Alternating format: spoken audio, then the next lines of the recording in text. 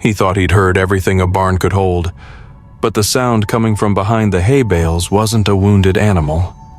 It was a child, no more than 2 years old, with tears streaming down dirt-stained cheeks and a crumpled note clutched in tiny fingers. Caleb Whitmore stood frozen in the doorway of his barn, the crisp morning air swirling around him, carrying the scent of hay and unspoken secrets. For 15 years, he'd walked this same path every dawn to tend his cattle, and never once had he found anything more surprising than a stray cat or a snake seeking shelter. But there she was, a little girl with tangled brown hair, wearing a faded gingham dress that had seen better days, nestled among the loose hay as if she'd been carefully placed there, waiting. The child's cries echoed through the cavernous space, a sound that clawed at Caleb's conscience. At 45, he'd resigned himself to a life devoid of children's laughter. He and Martha had desperately yearned for a family, consulted specialists, endured countless tests, prayed until their hope had become a dull ache. But the Lord, it seemed, had a different tapestry woven for them. Their house remained a sanctuary of silence, their nursery a ghost of a room, their hearts slowly callousing against the persistent sting of unfulfilled dreams. But here was a child, undeniably real, undeniably vulnerable, undeniably in need of comfort. Caleb took a deliberate step forward, his worn boots crunching on scattered straw. The little girl looked up at him with eyes the color of a stormy sky after a summer rain, wide with fear and exhaustion. She didn't recoil, just watched him with the wary gaze of someone far too young to bear the weight of the world's uncertainties, yet instinctively aware of potential threats. "Easy there, little one," Caleb whispered, crouching down to her level. His voice, usually gruff from commanding cattle and instructing ranch hands, softened to a gentle timbre he barely recognized. "I'm not going to hurt you." The child hiccuped, her small body trembling with each sob. That's when Caleb fully registered the paper clutched in her grasp, folded meticulously. The edges softened as if it had been treasured. His heart hammered against his ribs with a frantic rhythm as he realized this wasn't a lost child who'd merely wandered onto his property. Someone had deliberately left her here. Someone had intended for him to be her guardian. "Can you let me see that?" Caleb extended his calloused hand slowly, the way he'd approach a skittish foal. The girl hesitated for a long moment, her gaze locked on his, then reluctantly loosened her grip. The paper felt heavier than its size suggested, weighted with hidden truths and unspoken intentions he couldn't yet decipher.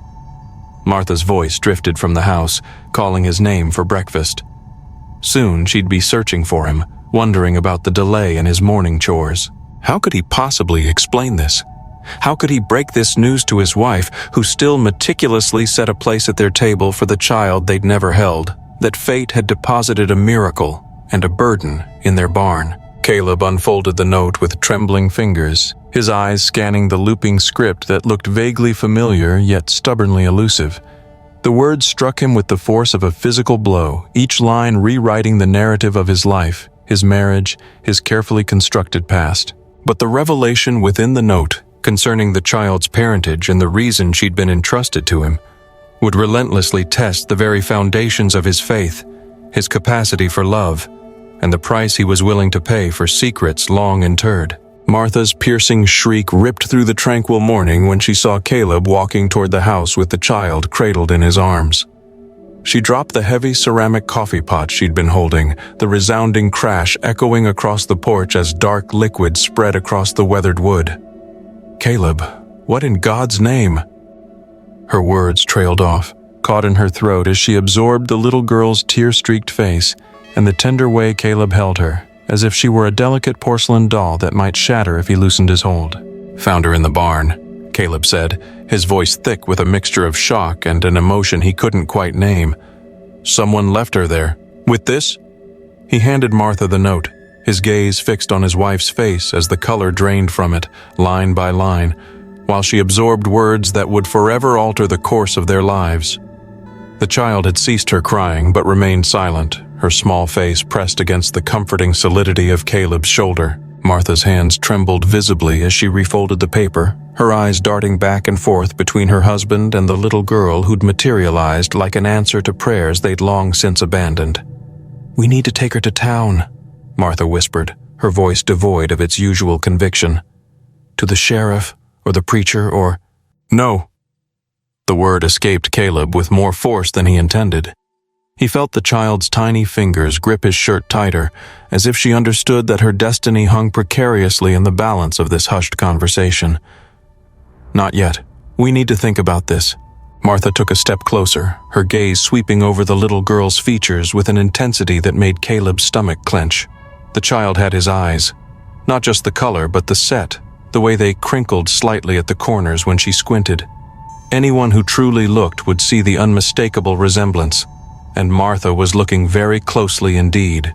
"What does the note say about where she came from?"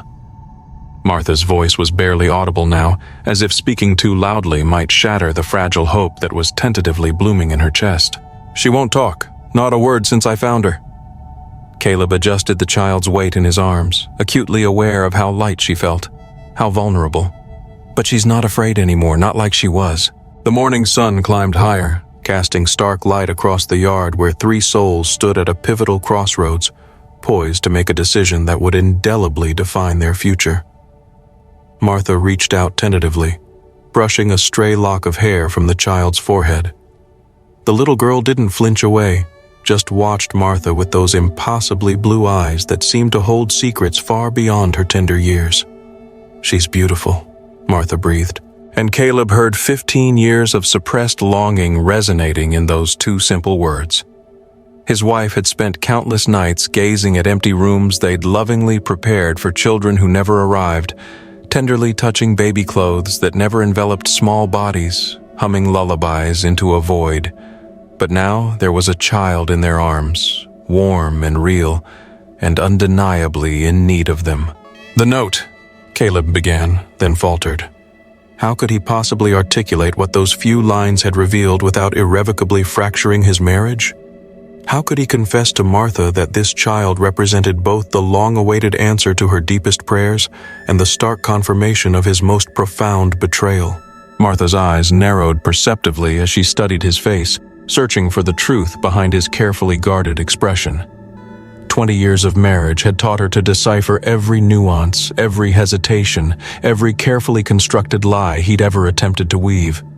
"There's something you're not telling me, something hidden within that note." The child chose that precise moment to utter her first word, soft and clear and utterly devastating in its impact. "Papa!" Martha's gasp was sharp enough to shatter glass. Caleb felt the ground shift beneath his feet as the full implications of that single word settled between them like a loaded weapon, cocked and aimed. The little girl wasn't just any abandoned child. She knew him. She'd been explicitly taught to call him Papa. And if Martha connected the dots, the dates, the timing, the undeniable resemblance that was rapidly becoming impossible to ignore, she'd realized that this child's sudden appearance wasn't merely a miracle, but irrefutable evidence of everything Caleb had desperately hoped to keep buried forever. The word Papa lingered in the air like the acrid scent of gunpowder, a shot that couldn't be unfired. Martha recoiled, her face a canvas of conflicting emotions. Confusion, betrayal, and a dawning realization that sent a chill through Caleb's very core. "She knows you." It wasn't a question, but an accusation. Martha's voice carried the weight of a woman who'd just witnessed her carefully constructed world shatter into a million irreparable pieces. "This child knows you, Caleb." The little girl burrowed her face deeper into Caleb's neck, as if sensing the storm gathering around her. He could feel her small heart beating erratically against his chest, rapid and frightened. Whatever innocence had brought her to their barn was being brutally stripped away by the palpable tension crackling between the adults who held her fate in their hands. "Martha, please, let me explain." "Don't." She held up a hand, silencing his words before they could solidify into lies or truths he wasn't yet ready to confess. Not here, not in front of her. Martha's gaze locked onto the child with an expression Caleb couldn't quite decipher. Part longing, part simmering fury, part desperate, flickering hope. "Take her inside, feed her, get her cleaned up." Caleb nodded, grateful for the brief reprieve. But Martha wasn't finished. Then you're going to tell me everything. Every single detail about how a child who calls you Papa ended up abandoned in our barn with a note you can barely bring yourself to look at." Her voice cracked on the last words.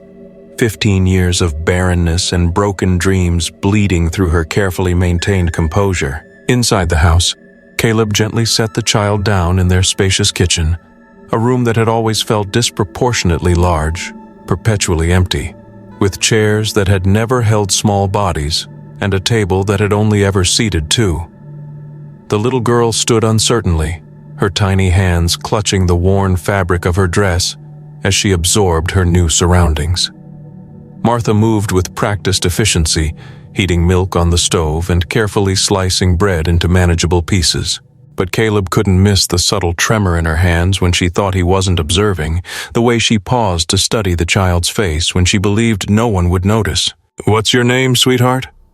Martha knelt down to the child's level, her voice remarkably gentle despite the turbulent emotions swirling beneath the surface. The little girl looked at Caleb, then back at Martha, her blue eyes wide and hesitant. When she finally spoke, her voice was barely a whisper, carried on a breath. "Lily." Martha's sharp intake of breath confirmed that she'd grasped the significance. They'd chosen that very name years ago for the daughter they'd never been blessed with. They'd whispered it to each other in the darkness, sketching out plans for a nursery that would never be brought to life, dreaming of a future that never materialized. Now, a child named Lily stood in their kitchen calling Caleb Papa, and Martha was meticulously piecing together fragments of a truth that threatened to shatter everything they held dear. "Lily," Martha repeated, carefully testing the name as if it might turn to ash in her mouth. "That's a beautiful name." She glanced at Caleb, her eyes filled with questions he was dreading answering. The child accepted the warm milk with both hands, drinking deeply as if she hadn't eaten in days. Watching her, Caleb felt something long dormant stirring within his chest, a feeling he'd buried so deep he'd almost forgotten its existence. Love, raw, immediate, and terrifying in its intensity. But loving this child meant confronting the excruciating truth about her origins, and that truth would either salvage his marriage or irrevocably destroy it. As Lily finally drifted off to sleep on the parlor sofa, wrapped in Martha's most cherished quilt, the reckoning Caleb had anticipated and dreaded for years finally descended. Martha sat across from him at their kitchen table, the crumpled note spread between them like irrefutable evidence in a trial that would determine the trajectory of their remaining years. 3 years ago, Martha began, her voice dangerously calm, when you went to Amarillo for that cattle auction that supposedly lasted 2 weeks instead of 1. Her fingers traced the looping handwriting on the paper, each line a dagger twisting through the vestiges of trust that remained between them. "This is from her, isn't it? From Helen Bradshaw." Caleb's silence served as a damning confession. He watched his wife's face harden, saw 20 years of shared history culminating in this single devastating moment of truth. The note contained Helen's distinctive script, words that made his chest constrict with guilt, and something else he didn't dare acknowledge. A lingering echo of a past he'd tried to bury. "She's dying," Martha continued, reading from the note with detached precision. "Says she can't adequately care for the child any longer. Says Lily deserves to know her real father before it's too late." She raised her eyes, her gaze devoid of any warmth. Her real father. "Martha, don't say my name like that, don't you dare!" She stood abruptly, the chair scraping harshly against the wooden floor. 3 years.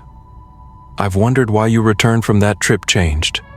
More withdrawn, burdened with guilt. Her laugh was as hollow as the winter wind rattling against the window panes. I foolishly assumed you'd lost money gambling or made some ill-advised business venture. Never in my wildest nightmares did I imagine you'd become infatuated with another woman. Caleb felt the words land like physical blows. Each accusation resonated with painful truth. Each hurt was undeniably justified, but hearing them articulated aloud stripped his soul bare. It wasn't like that, Martha. She was isolated. Her husband had passed away, and I was also feeling isolated. Martha's voice could have shattered glass. Isolated? While firmly entrenched in a marriage? In our marriage? The unvarnished truth hung between them, heavy and suffocating. Yes, he had been isolated. They both had been. Years of agonizingly failed pregnancies, of doctors offering platitudes but no solutions, of watching other families flourish while theirs remained frozen in a perpetual state of longing and heartbreak. The suffocating silence within their house had become unbearable, the empty room's silent accusations they couldn't answer, but that offered no justification for his actions. "She corresponded with you," Martha said, her attention returning to the note. "Sent word when the child was born. You were aware of Lily's existence for 2 years and intentionally kept it hidden from me." Her voice fractured on the last word, and Caleb saw the tears she was fiercely trying to suppress begin to well up in her eyes. From the parlor came the sound of Lily stirring, small whimpers indicating that she was awakening from her nap. Both adults froze, listening intently to their uncertain future stirring in the adjacent room. "The note divulges even more," Martha whispered, scanning the paper once more. "Says Helen is afflicted with consumption. Says she anticipates passing away within the coming month." She looked at Caleb with an expression that might have resembled pity if it weren't so devoid of warmth. "Says if we decline to take Lily in, she'll be relegated to an orphanage in Fort Worth." The sheer weight of that possibility crushed down on Caleb's shoulders. An orphanage for his daughter, because she was undeniably his daughter. He could no longer deny the irrefutable truth. She would be condemned to grow up among strangers, unloved, unwanted. The mere thought sent a wave of nausea through him. "I discern what you're contemplating," Martha said, her gaze fixed on his face, dissecting his every thought. "You're contemplating retaining her, of raising another woman's offspring as our own." She paused, studying him with laser-like intensity. "But there's a critical aspect you failed to consider." "And what is that?" "Whether I possess the capacity to forgive you sufficiently to extend my love to her." Martha's words hung in the air like a pronouncement of doom. "Whether I can gaze upon this exquisite little girl each day without being constantly reminded of the agonizing proof that my husband betrayed every sacred vow we made to each other." From the parlor, Lily's voice called out, uncertain and laced with fear. "Papa, Mama." The utterance of Mama struck Martha like a physical blow. The child was already expecting her to fulfill that role, already reaching for the love Martha had painstakingly prepared to shower upon a baby who never arrived. The sound of hoofbeats outside shattered the fragile silence, interrupting the moment that would irrevocably shape their destinies. Caleb peered through the window, his blood turning to ice. A rider was rapidly approaching, and he recognized the imposing figure in the saddle as Sheriff Coleman, whose grim expression suggested this was anything but a social call. Sheriff Coleman dismounted with the deliberate, heavy movements of a man burdened by unwelcome news. His weathered face was set in a grim mask as he approached the porch, hat in hand, his eyes sweeping the property with the practiced gaze of someone who'd witnessed far too much hardship in his decades of maintaining peace. "Caleb, Martha," he nodded somberly to each of them, but his attention was primarily focused on the parlor window, where Lily's small silhouette was faintly visible. "Received a telegram from Fort Worth this morning concerning a missing child." Caleb's heart hammered against his ribs, a frantic drumbeat of apprehension. Beside him, Martha stiffened, her fingers gripping the porch railing with such force that her knuckles turned bone white. Through the window, they could see Lily pressing her face against the glass, watching the approaching stranger with innocent curiosity. "Missing child," Caleb managed, striving to keep his voice even. Coleman retrieved a folded paper from his shirt pocket.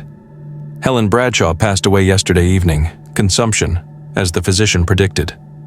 He paused, closely scrutinizing Caleb's reaction. "The complication arises from the fact that her young daughter disappeared from the boarding house where Helen was residing.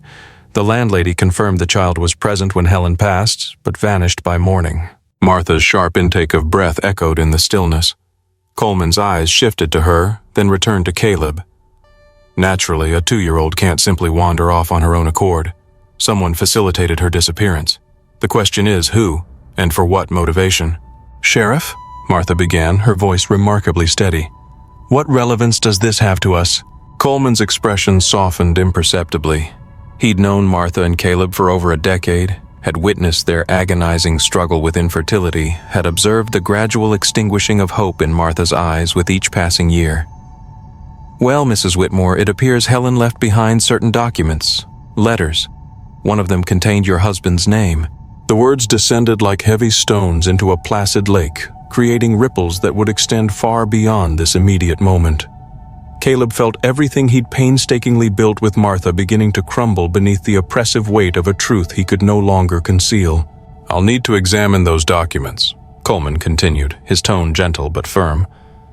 "And I'll need to ascertain if you folks have noticed anything unusual. A child matching the description. Perhaps a stranger passing through who seemed out of place." Lily chose that precise moment to open the parlor door, stepping onto the porch with the uninhibited curiosity of someone too young to comprehend the concept of danger.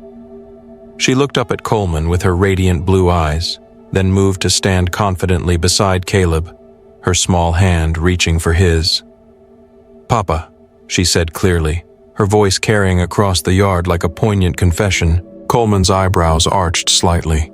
His gaze moved methodically from Lily to Caleb to Martha, and Caleb watched the realization dawn on the sheriff's weathered features. Years of investigating crimes had honed Coleman's ability to read people, to discern connections others overlooked. "Well," Coleman said slowly, crouching down to Lily's level. "Hello there, little miss. What might your name be?" "Lily," she answered without hesitation, then pointed directly at Caleb. "That's my papa." Her finger then swung toward Martha. "That's my mama." The utter simplicity of her declaration struck all three adults like a bolt of lightning. Coleman straightened, his expression unreadable. "Intriguing. You see, the missing child's name is Lily Bradshaw. 2 years of age, brown hair, blue eyes." He looked intently at Caleb. "Does that strike a familiar chord?" Martha stepped forward, her internal conflict abruptly resolving into unwavering maternal protectiveness. "Sheriff Coleman, I believe we should continue this conversation inside, away from sensitive little ears." Coleman nodded in agreement, but his gaze remained fixed on Caleb's face, searching for any flicker of deception. "That's a prudent suggestion, Mrs. Whitmore, because at present I'm dealing with a deceased woman, a missing child, and an abundance of unanswered questions that could occupy me for quite some time." As they moved toward the house, Lily tugged insistently on Caleb's shirt. When he looked down, she whispered something that sent a shiver of dread down his spine. "Mama Helen mentioned you'd shield me from the menacing man." Coleman halted abruptly. "What menacing man are you referring to, sweetheart?" But Lily had already retreated into the sanctuary of the house, leaving behind a troubling question that suggested Helen Bradshaw's death and her daughter's sudden appearance might not be a simple narrative of a dying woman fulfilling a final wish. Someone else was involved. Someone malevolent enough that Helen had felt compelled to conceal her daughter's whereabouts, and now that person knew precisely where to find Lily. Inside the house, Coleman meticulously spread Helen's letters across the kitchen table like a roadmap of buried secrets. The documents revealed a disturbing scenario that made Caleb's stomach churn with a mixture of fear and a burgeoning protective instinct he'd never experienced before. "Helen composed 3 letters prior to her death," Coleman explained, his finger tracing the lines of ink on the paper. "One directed to you, Caleb, imploring you to take custody of the child. One to her sister in Kansas, delineating why Lily couldn't reside there." He paused, studying the 3rd letter with a troubled expression. "And one directed to a judge in Fort Worth, detailing why Lily's life might be imperiled." Martha leaned forward, temporarily setting aside her anger, driven by an instinctual maternal concern. "Endangered by whom?" Coleman's jaw tightened. "A man named Vincent Carrera, a wealthy rancher from down south. He's been asserting Lily as his biological child, attempting to secure legal custody ever since Helen's health began to decline." Caleb felt a wave of icy dread wash over him. "That's impossible. Helen assured me." "Helen told you precisely what you needed to hear," Coleman interjected, his voice devoid of judgment. "But the truth is considerably more complicated. Carrera has been Helen's benefactor for years. He's been paying her rent, providing for her needs, essentially acting as Lily's father in public." He looked directly at Caleb. "Of course, he was unaware that Helen had been corresponding with you. He never knew that Lily called another man Papa." Through the parlor doorway, they could see Lily occupied with Martha's sewing buttons, arranging them in meticulous patterns while humming softly to herself. The sight of the child, so innocently trusting, made the adults' hushed conversation feel like a profound violation of something sacred.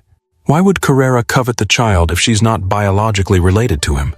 Martha asked, though her tone suggested she already anticipated the ominous answer. Coleman's expression darkened. Helen's letter to the judge makes it abundantly clear.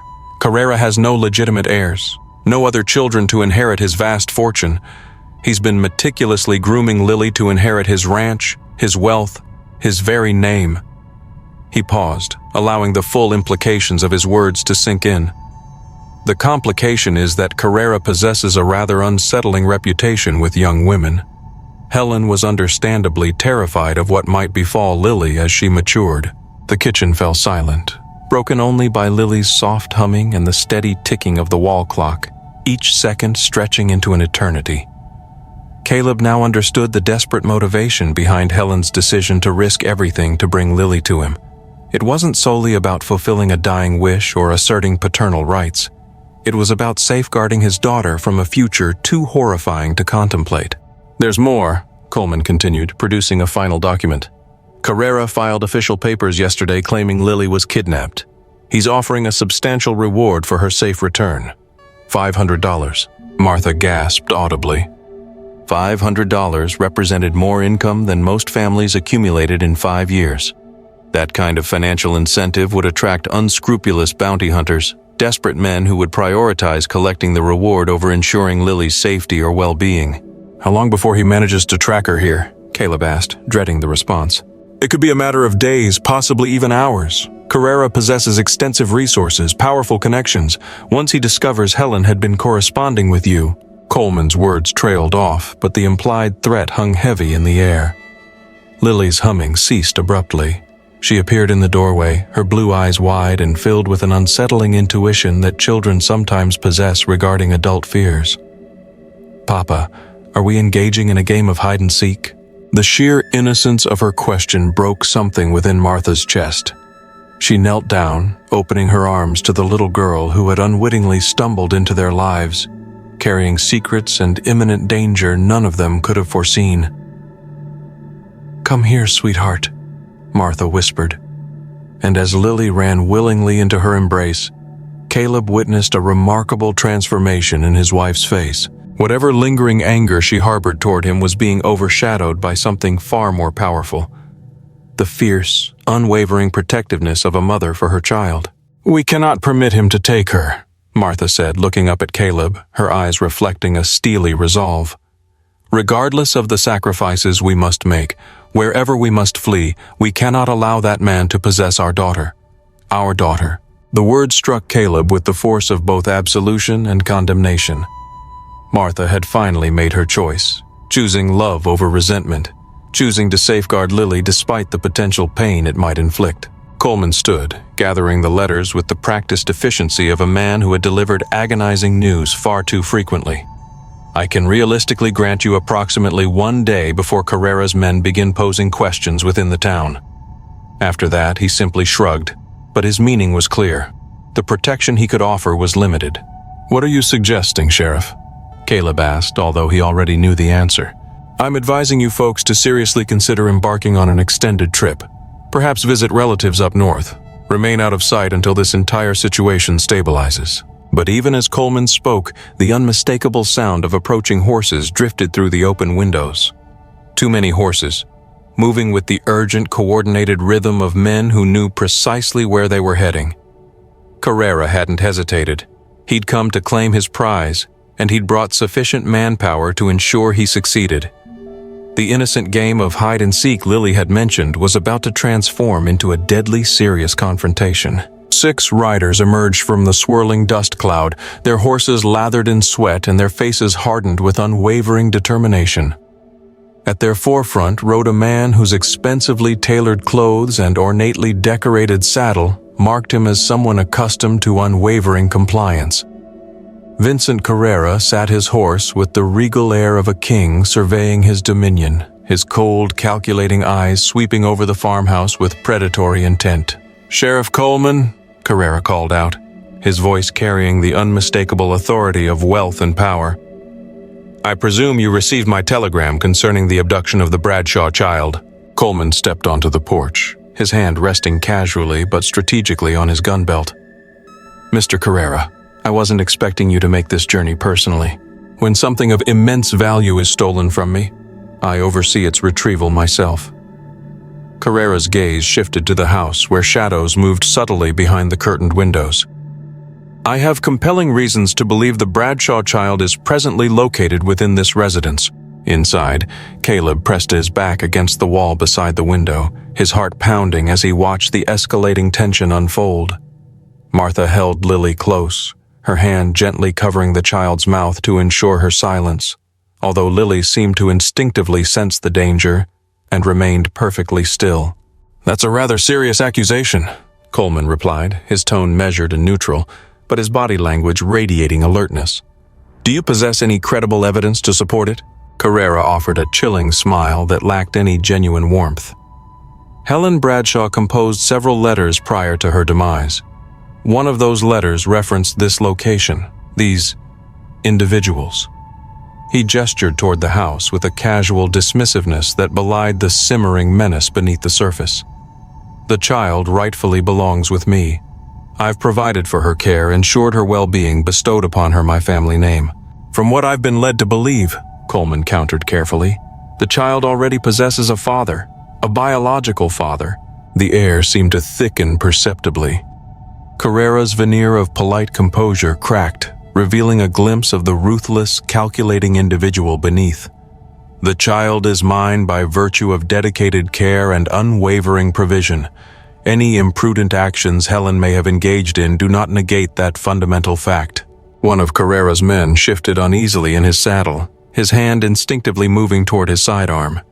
Coleman registered the subtle movement, and his own posture subtly shifted, prepared for the imminent violence that seemed increasingly unavoidable. "Here's how this situation is going to be resolved," Carrera continued, his voice adopting the imperious tone of a man unaccustomed to any form of opposition. "So what began as a quiet morning on a Texas ranch has blossomed into a heart-wrenching story about love, betrayal, and the fierce protection of family, however it's formed. We've seen Caleb and Martha confronted with a past they thought was buried, a present they never imagined, and a future hanging precariously in the balance, all because of one little girl named Lily. It's a reminder that life rarely unfolds as planned, but sometimes the most unexpected turns lead us to exactly where we're meant to be." What did you think of Caleb and Martha's decisions? What do you think they should do? I'd love to hear your thoughts on all of this. Leave a comment below. Tell me what you are thinking. And if you enjoyed this and want to explore more stories with unexpected twists and turns, don't forget to subscribe so you don't miss out on future tales. We've got plenty more journeys to embark on together. Thanks for watching.